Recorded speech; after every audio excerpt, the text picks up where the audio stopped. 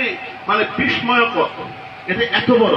ঈশ্বর তেমনই, যত দূরে দেখবেন তত দূরে ঈশ্বর ছোট, যত কাছে এসে দেখবেন ঈশ্বর তত বড়। এটাই বোঝালো সন্তানকে, মানে ঈশ্বরকে যত কাছে টানবে তত ঈশ্বর তোমার আমার কাছে বড়, বৃহৎ বড়, বৃহৎ, যা তাকে আকার নেই।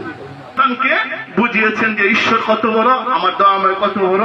আমরা যদি দয়াময়ের তলে আসি, আমরা যদি দয়াময়ের কার্য করি, আমরা যদি দয়াময়ের অনেক একটা বৃহৎ রূপ আছে এবং ঈশ্বরের বড় গুণাগুণ আছে যে ঈশ্বর বৃহৎ বড়। তাই আমরা ঈশ্বরের কাজ করতে চেষ্টা করব, দয়াময়কে চিনতে জানতে চেষ্টা করব।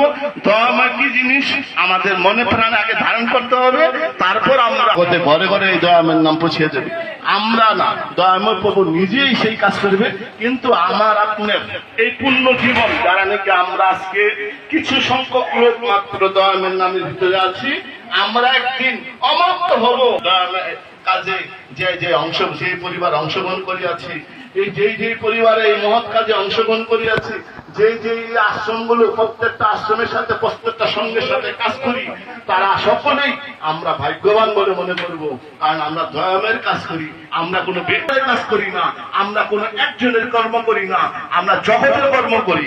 যে জগৎ আমরা দেখবেন কেউ দয়াময়ের ভেতর দিয়ে আমরা জগতের সকল দেবদেবীর পূজা করি, এটা আমরা মানি। তাই আমরা নিজেকে আগে মানতে হবে, বুঝতে হবে যে আমাদের ভিতর দিয়া কর্ম হচ্ছে, আমরা কোন দিকটা ছোট নয়। তাদেরকে আমরা অনেক দ্বিধাদ্বন্দ্বের ভিতরে ছিলাম, তাই আমাদের এই ধর্মের ভিতর দিয়া সংস্কার, এটা আমরা বিশ্বাস করি বিদায় আজকে আমরা সর্বধর্ম ধারণ করেছি।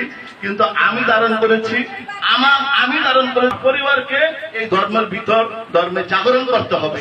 যদি আজকে আমরা আমাদের সন্তানাদিকে ধর্ম, আমাদের মাত্র একটি ক্ষণিকের জগৎ, অল্প সময়ের জগৎ, আমাদের পরজগতে এই ধর্মের ভিতর ধারণ না করতে পারি, পরজগতে গিয়ে কিন্তু আমার সন্তানকে আমি পাবো না। সেই জগৎটা কিন্তু আমাদের জন্য বৃহৎ জগৎ। তার জন্য আমরা চেষ্টা করব, আমরা আমাদের সন্তান পরিবার সকলকে নিয়ে যেন আমরা আমাদের এই ধর্মগুলো পালন করি। আমাদের ধর্ম পালন করতে কিন্তু বেশি কোনো কষ্ট না। মূল ধর্ম পালন করার জন্য মূল কষ্টটাই আমাদের মাত্র সেই ধর্মটা পালন হয় ঘরে ঘরে, আর কিছু বড় কিছু করতে হয় না। এবং বৎসরের উৎসবগুলিতে আমরা যোগদান করলে আনন্দ পাবো, আত্মতৃপ্তি পাবো। আমরা গুরু ভাইদেরকে দেখে আমরা আত্মতৃপ্তি পাই, আমরা একটি উৎসবে আসলে আত্মতৃপ্তি পাই। আর আত্মতৃপ্তি পেতে পেতে একদিন আমাদের এই আত্মরা শুদ্ধ হবে। এই আত্মরা শুদ্ধের জন্য, এই আত্মরা তৃপ্তির জন্য জীবনে আমরা মানুষ অনেক কাজে অংশগ্রহণ করি।